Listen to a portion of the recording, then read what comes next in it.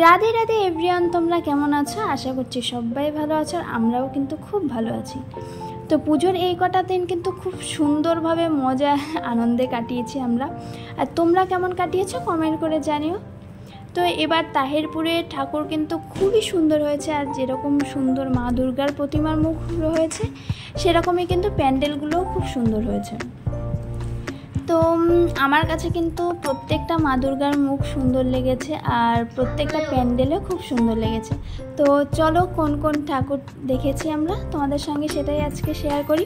তো প্রথমেই আমরা যে প্যান্ডেলটা দেখেছিলাম সেটা হচ্ছে তরুণ সংঘ ক্লাবের প্রেম মন্দির। তো এখানে বৃন্দাবনের প্রেম মন্দির তৈরি করা হয়েছিল, আর সেখানে দেখো কি সুন্দর, যেমন মা দুর্গার মুখটা লাগছিল আর সেরকম দেখো দেয়ালে রাধাকৃষ্ণের বিভিন্ন ছবি ছিল। তো খুবই সুন্দর লাগছিল আমার কাছে। তো তোমাদের কাছে প্রত্যেকটা প্যান্ডেল কেমন লাগছে নিশ্চয়ই কমেন্ট করে জানিও।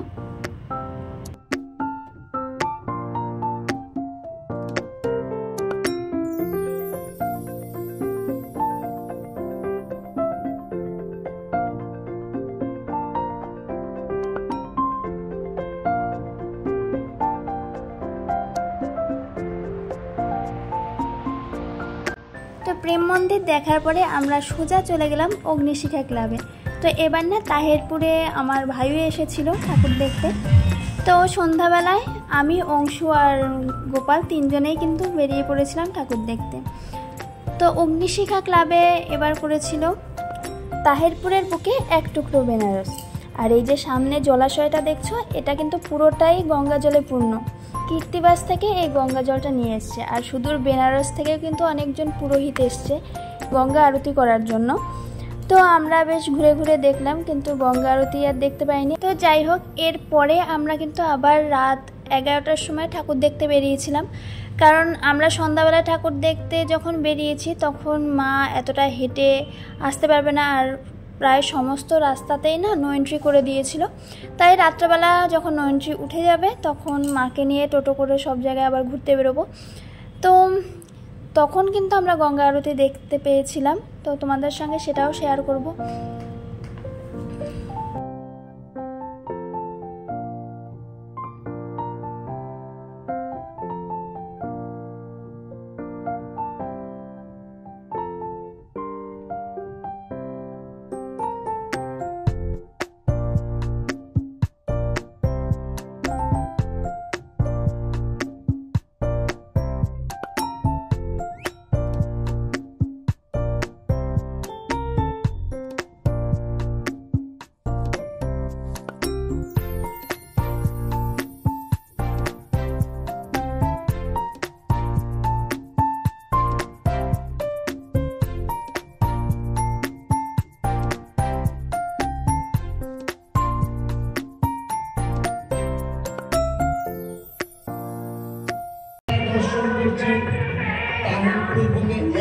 বেনারস এবং মণ্ডপের মধ্যে চলছে সিঁদুর বেনারসের পুরোহিতের দ্বারা গঙ্গা আরতি। এই আরতি আপনি তাহেরপুরের অগ্নিশিখার মাঠে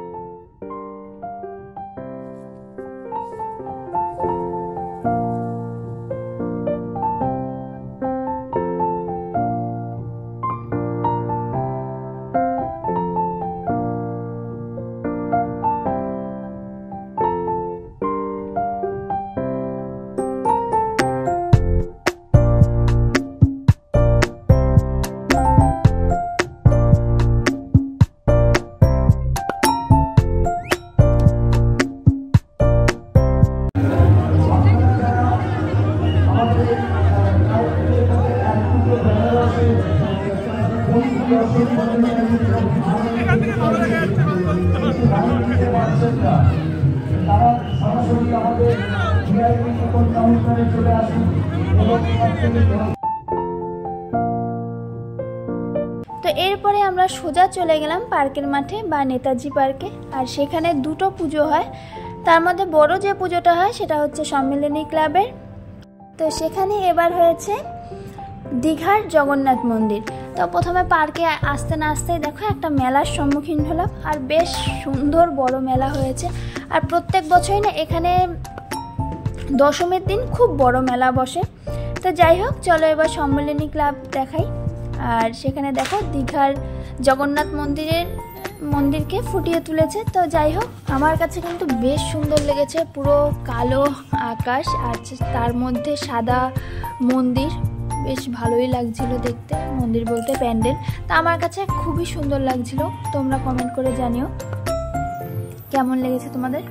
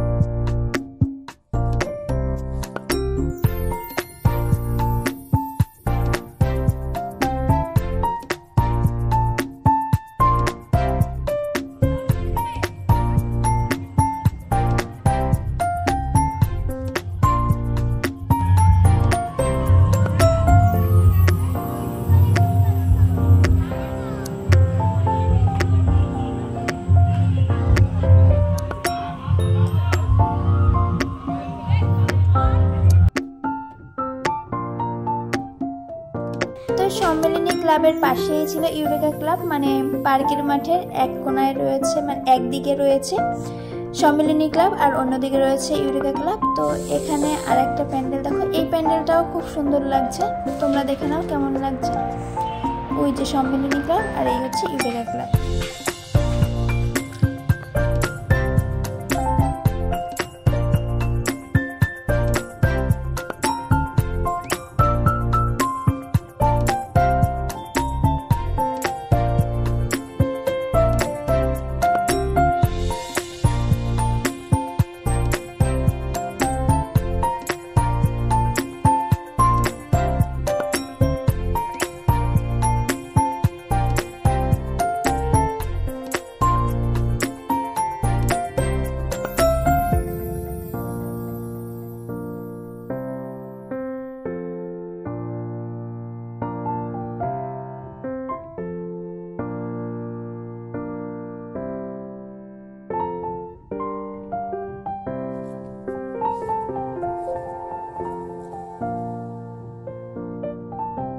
এরপরে দেখো 11:30টার সময় আমরা সবাই বাড়ি থেকে বেরোলাম রেডি হয়ে ঠাকুর দেখতে।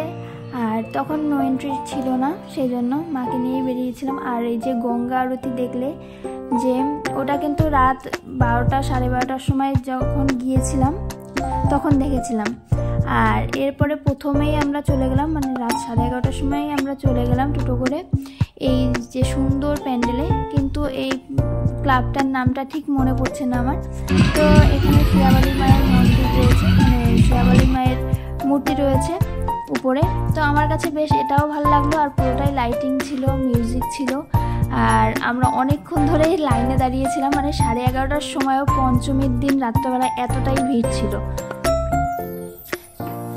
তো যাই হোক, এই প্যান্ডেলটাও আমার কাছে খুব সুন্দর লেগেছে। আর আমরা সবাই লাইন দিয়ে ঠাকুরটা দেখলাম।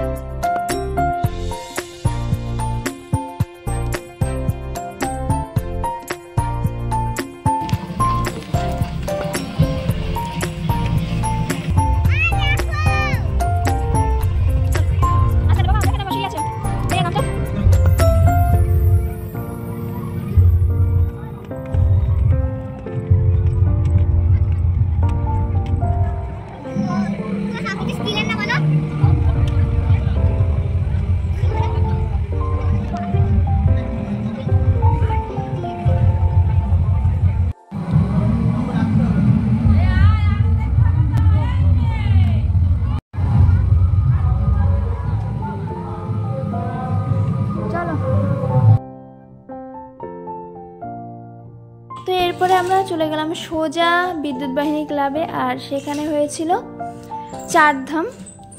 তো বেশ সেখানেও লাইটিং ছিল, পাহাড় ছিল, ভালোই লাগছিল।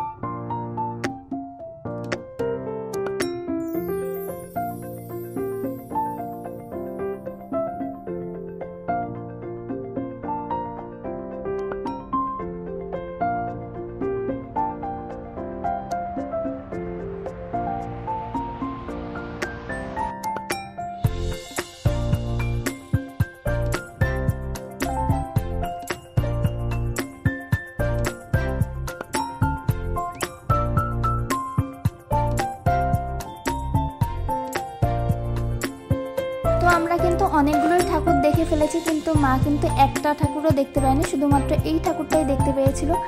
কারণ প্রত্যেকটা প্যান্ডেলে সিঁড়ি বেয়ে অনেকটা উঠতে হচ্ছিল, আর মা অতটা হাঁটতে পারবে না, সেই জন্য আর যাই হোক সেই জন্য আর মা এই ঠাকুরটাই দেখলো শুধুমাত্র।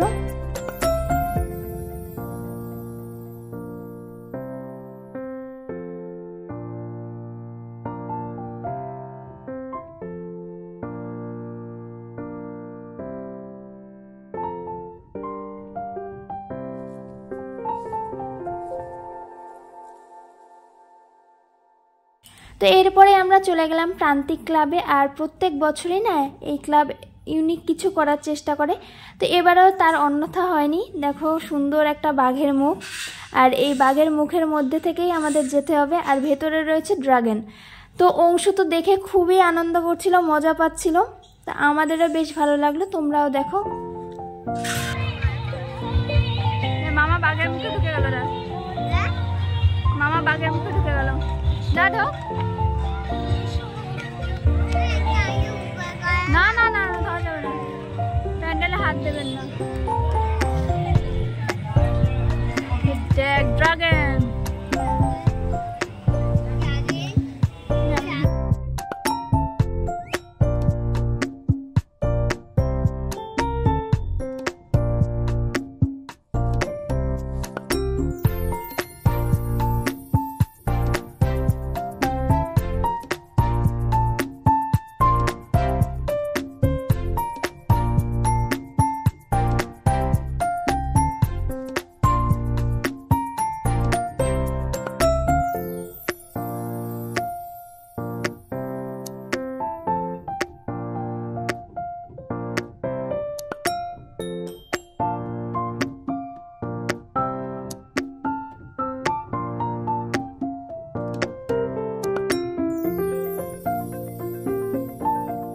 তো সবশেষে আবার কিন্তু আমরা চলে গিয়েছিলাম সম্মেলনী ক্লাবের উদ্দেশ্যে, কারণ আমরা ঠাকুর দেখলেও মা কিন্তু সম্মেলনী ক্লাবের ঠাকুরটা দেখেনি, সেই জন্য।